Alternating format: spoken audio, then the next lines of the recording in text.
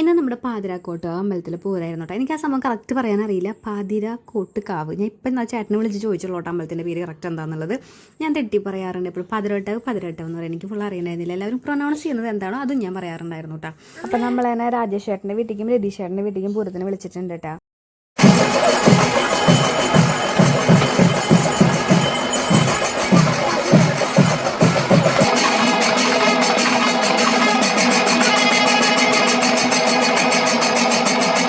പൂരത്തിന് ഞാൻ പോയിട്ടുണ്ടായിരുന്നില്ല കേട്ടോ. എനിക്ക് വർക്ക് ഉണ്ടായിരുന്നു. ചേട്ടൻ പോയപ്പോഴത്തെ വീഡിയോസ് ആയിരുന്നു കേട്ടോ ഇത്.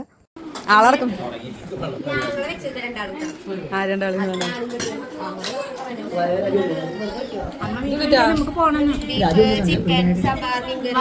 ഞാനിപ്പോ എത്തിയിട്ടുള്ളത് രാജേഷ് ചേട്ടന്റെ വീട്ടിലാണ് കേട്ടോ. എല്ലാവരും ഇവിടെയാന്ന് പറഞ്ഞപ്പോ ഞാൻ നേരെ ഇങ്ങോട്ട് പോകുന്നതാണ് കേട്ടോ. പൂരായിട്ട് പൂരപ്പറമ്പ് കണ്ടില്ലെങ്കിൽ ഒരു പൂരം വൈബില്ലെന്ന് പറഞ്ഞിട്ട് ഞങ്ങൾ ഇതേ വണ്ടി എടുത്ത് ഇറങ്ങിയിട്ടാ. ഞാനും എടുത്തേമി ഋതുവും മാത്രമേ ഉണ്ടായിരുന്നുള്ളൂ. ഞങ്ങൾ മൂന്നാളും കൂടി എൻ്റെ രഥത്തുമ്പോ പോയിട്ടാ.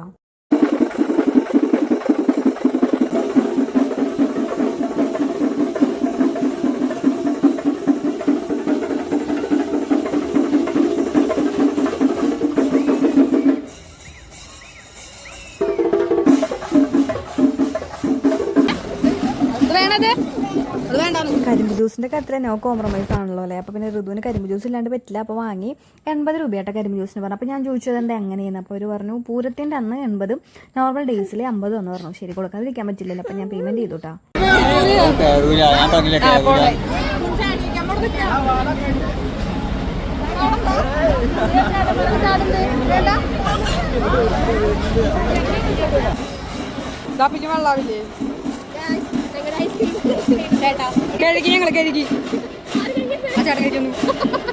ഞാൻ മെഴ്സലീസിന്റെ ബ്ലൂബെറി ആയിട്ട് വാങ്ങിച്ചു. എനിക്ക് ഭയങ്കര ഇഷ്ടമായി. നല്ല രസമുള്ള റൈറ്റായിരുന്നു കേട്ടോ. എവിടെ സ്ഥലം കിട്ടാണ്ട് പോലീസ് വീട്ടിലൊന്ന് സെൽഫി എടുക്കുന്ന എടുത്തമ്മ. അവിടുന്ന് വന്നിട്ട് നമ്മൾ നെക്സ്റ്റ് ഡെസ്റ്റിനേഷനിലേക്ക് പോകാൻ കേട്ടാ. നമ്മുടെ രതീഷ് ചേട്ടന്റെ വീട്ടിലേക്കാണ് കേട്ടാ.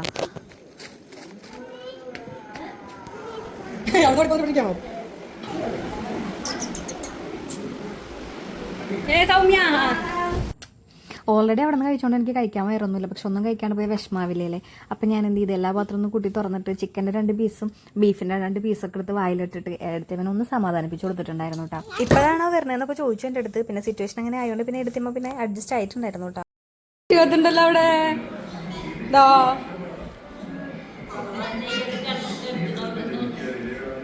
അങ്ങനെ അവിടുത്തെ കാട്ടിക്കൂട്ടിൽ ഋതുവിൻ്റെ അഭ്യാസം കഴിഞ്ഞ് ഞങ്ങൾ അവിടെ എല്ലാവരും ടാറ്റ പറഞ്ഞിട്ട് അവിടെ നിന്ന് ഇറങ്ങിയിട്ടാ. അപ്പൊ ചേട്ടൻ്റെ ഋതുവും കാറിലും ഞാൻ സ്കൂട്ടിയിലും വന്നിട്ട്. അപ്പോൾ ഓക്കെ ബൈ. അടുത്ത വീഡിയോയിൽ വീണ്ടും കാണാം. Good night.